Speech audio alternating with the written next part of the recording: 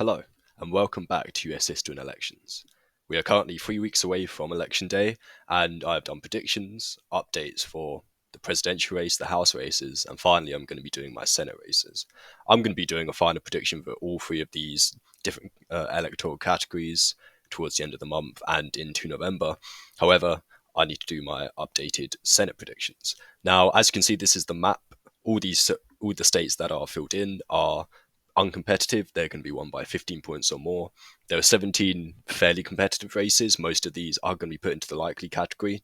That's where the candidate is going to win by 5 to 15 points. Then I'm going to put the lean category states.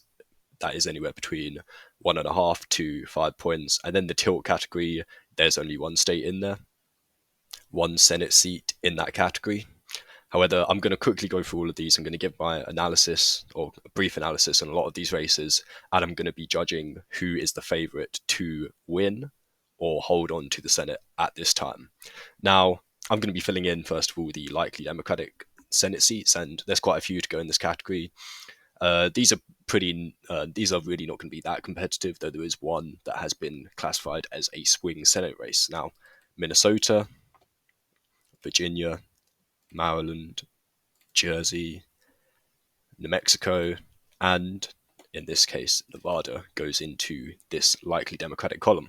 Now, there are many reasons why. Minnesota, Virginia, Maryland, and New Jersey and New Mexico pretty much haven't been talked about that much as being competitive.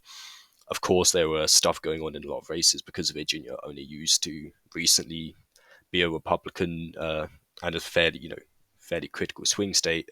Minnesota, Amy Klobuchar is a very popular incumbent who has won by massive double-digit margins previously. New Jersey is a safe Democratic state. There were talk about Donald Trump flipping it, but with Bob Menendez out of the running now, there is almost zero reason why Andy Kim is not going to win that Senate seat. Maryland, there's a lot of talk about what would happen if Trone won, and of course Larry Hogan being a former popular Republican governor, but the polling is seriously not showing that there's any decent chance that the Democrats are going to be any sort of danger. Housebrook should win that fairly handily. And New Mexico, there's been some polling, and the Republican candidate does have some fairly decent name recognition, but New Mexico is not looking dangerous for the Senate seat. Heinrich is looking like a fairly solid incumbent. However, Nevada is the one that people did think that Jackie Rosen may be in trouble, maybe a few months ago, but polling has consistently shown double-digit leads against Sam Brown, the Republican challenger. And realistically, if Nevada is going to be competitive, it's going to be extremely competitive on the presidential level in some of the House districts. So for all these reasons, Nevada is going into a likely Democratic column. Now we're going to be looking at the likely Republican states. There's only a few that I'm happy to put in there for the moment. That is Mississippi, Missouri, and Montana. Now I'm going to quickly cover Missouri and Mississippi. Of course, these are safe Republican states at the presidential level, and realistically, they're going to be fairly safe. I think both candidates, Roger Wicker, he's a fairly popular incumbent in Mississippi because there's a solid Republican base in Mississippi, even though the Democrats tend to get about 40 points in Mississippi. Um, there simply is about 55% who are always going to vote Republican in there. So Roger Wicker will win by about 10 to 15 points. Missouri, I'm thinking there's going to be a 10-point win for Josh Hawley in that state.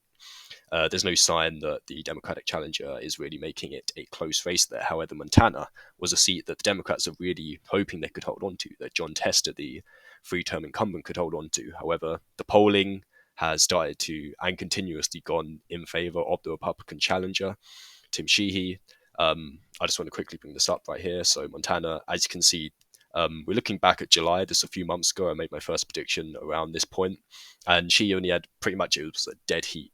However, a lot more polls have come out now, some from GOP pollsters, but also some from extremely reputable sources like the Siena College New York Times poll that had Sheehy up by 8 into a likely margin.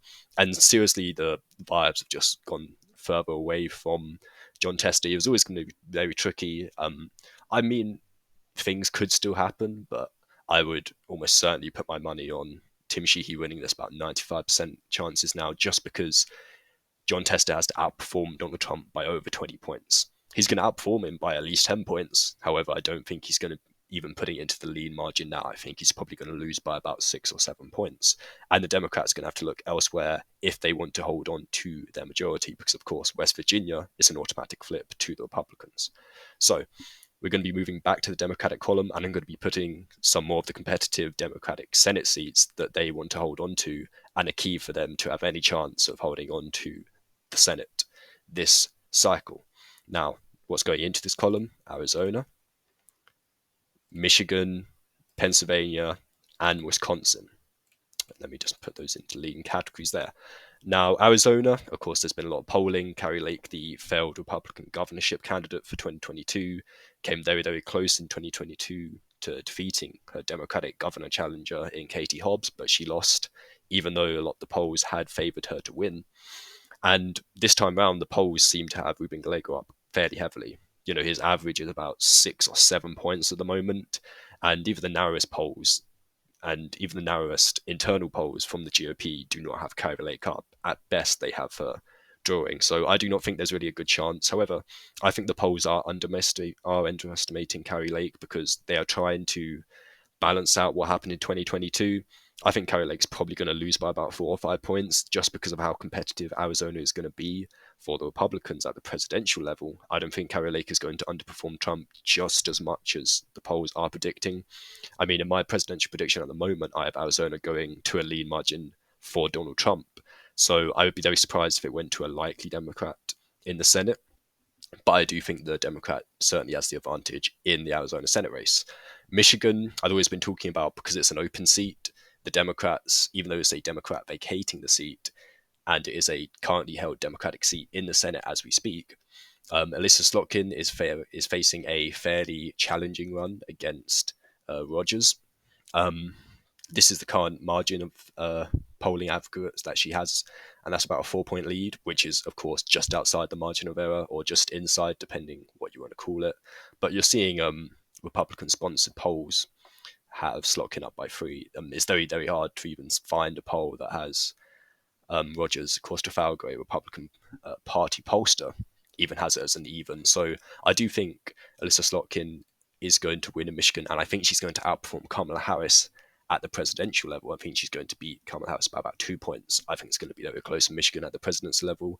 At the Senate level, I do think Alyssa Slotkin is looking at a 3 or 4 point win. Now, Pennsylvania, there's been some really interesting polls coming out. Of course, the vibe in Pennsylvania that it really is a dead-on competitive race. No one really knows what's going to happen at the presidential level, and the presidential candidates are putting huge amounts of effort, time, and money into the state. I do think Bob Casey Jr., almost just based on his incumbency bias, is probably going to edge this one out. We've been seeing a few polls that have Bob Casey Jr. just behind or even, but the large majority do currently have him still and holding that 2 or 3 point margin that he has, sometimes about 4 or 5. And I think he's going to hold on. But Wisconsin is the one that has looked even more competitive. Now, I think I had it at a likely Democratic hold. However, Eric Hovder, the Republican challenger, is a good candidate. And Wisconsin's incumbent senator is going to face a serious challenge from there. You're starting to see a struggle in the polls. There may be 1 or 2 polls that have Hovder above the Wisconsin senator, the incumbent. However, I'm not really seeing enough to say that she is going to lose the race to that Republican incumbent. And I think Wisconsin is an extremely hard state to poll, and it could very much go into a tilt column by election day, which is when I'm going to be updating my Senate predictions. But at the moment, I'm not seeing enough. So I'm going to leave all these states at the moment in lean, a lot more confident on Michigan and Arizona, a little less confident on Pennsylvania. And I think Wisconsin is going to be close to a 2 point margin of victory if the Democrats can hold on there. Now, the Republican lean states are pretty much all the remaining states bar one. This will put Texas, Florida, and Nebraska's normal election, not their special election, their standard scheduled election, into the lean column. Now, Florida and Texas have most recently been targeted by the DRSC. They put a lot of time, money, ad spending into these states to try and find a new route after they pretty much realized and accepted that John Tester is going to lose in Montana, but I think it's very hard. I mean, you're seeing a lot of polling. Texas, Cruz currently has a 4-point average. Of course, he's not the most popular senator. People have known that for a long time, but he just about held on in 2018. And the average polling is pretty much just at the point of margin of error where you would feel that he is comfortable. And I don't see enough trends, demographic trends in Texas that are seriously going to put his um, lead at risk. And I don't think he's going to underperform Trump by more than 5 points. And pretty much that's what Trump is going to win Texas by at a minimum this presidential election. And same with Florida. I think the polls are starting to get a little closer there. Trump's going to win Florida by about anywhere between 6 to 10 points, in my opinion. And I don't think Rick Scott, he has a knack of just about beating every single Democratic opponent he's always come up against, whether it be his governor races, whether it be his Senate races. He always beats the opponents, his Democratic opponents, by about 1 point, 1 or 2 points. I think that's going to continue. I think Rick Scott's going to win about 3 points, but it's going to be a lot closer than people were thinking in both these states only a few months ago, thanks to the increased focus and increased spending and increased ground game by the Democrats to try and make these races a bit more competitive. However, as 538 has put it, Nebraska has turned out to be the underdog race in this Senate cycle. Now, only a few months ago, I did actually mention it when the first polls started to show that something was awry in Nebraska. Of course, deep red Nebraska, I believe Deb Fischer won by 15 points in her last Senate race, 2018, and that was during a blue wave year. However, she's not running against Democrats. She's running against independent Dan Osborne, and an independent Dan Osborne who has done extremely well in the polls. As you can see, the lead at the moment for Deb Fischer is 2.6 on a percentage point. That is extremely poor for an incumbent Republican in a deep red state. However, the polling is showing you where it is. And yes, of course, a lot of this is internal polling, but the last poll that came out only a couple of hours ago was Dan Osborne +6, and more importantly, at the 50-point threshold, where even if all the undecideds went for the Republican incumbent, that would still not be enough in that poll to beat Osborne. Now, that is seriously promising for a person who has put themselves very much on the independent thing. If you look at some of the crosstabs in this poll, you're seeing about a 70-point margin of independents favouring Dan Osborne over Deb Fischer, and even about 20-25% of Republicans saying they would vote for Osborne over the Republican candidate, which is really interesting. However, I just think that these polls are probably overestimating just the amount of people who are going to turn their backs and do some ticket splitting, because Dan Osborne is going to have to overperform Trump, the Republican presidential candidate, by huge margins. We're talking about 20 points in Nebraska. Actually, Nebraska has been trending a little more Democratic, so maybe about 15 points, but that is a huge margin. And if the trends do continue, and we see more reliable polling outside of internal polls, but even then, the internal Deb Fischer poll only had her up by 6. That's just outside the margin of error with a fair amount of undecideds. You're talking about 10% of people undecided in that poll. That's not looking very promising if I was at the Deb Fischer campaign right now. And even though I do think it's still probably going to go to Deb Fischer, we're talking about a 4-point margin, which in Nebraska is a very worrying sign. And unless it holds or even gets further in favor of Deb Fischer, we could be seeing that fall into a tilt margin come election day. Now that leaves us with just Ohio, which I'm going to be putting in the tilt column for Democrats, even though at this point you add their 2 independent aligned senators. That only puts them at 49 senators, and the Republicans win this and win Senate control no matter what, no matter if Donald Trump loses the presidency. Now, the polling is getting really interesting because only a couple months ago, Ohio looked like it was going to be a fairly safe bet that Sherrod Brown was going to defy the odds, overperform Trump by about 10 points, and manage to hold his Senate seat fairly comfortably. Bernie Moreno is actually a fairly competent candidate. They've not made the same mistakes that a lot of the Midwestern Republican candidates did make in 2022. And they chose a good Republican candidate, and the polls are starting to show that this race is getting quite narrow. You're starting to see more internal polling outside from the Republican Senate campaign, National Senate campaign, showing that Bernie Moreno is either leading Sherrod Brown in some of these polls or is dead even. And of course, some of the other polls have been showing that Sherrod Brown still has a strong lead of about 5 or 6 points. We saw the Siena College poll recently say that he had a lead of about 6 points.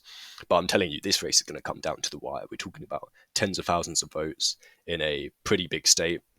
18 electoral votes for Ohio. Or is it 17 now? It might be 17 since they updated the map since 2020.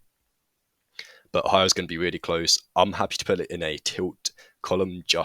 I think Sherrod Brown could just about overperform or get enough ticket splitters, but it's going to be really close. But either way, the Republicans win, and the Republicans are heavily favored to hold on to the Senate now that Montana has seemed to be out of reach for the Democrats. So, thank you for watching. I'm going to be doing some more videos, especially on the presidential election as the election comes closer. So, stay tuned for that. Remember to like, comment, and subscribe, and I'll see you all again very soon.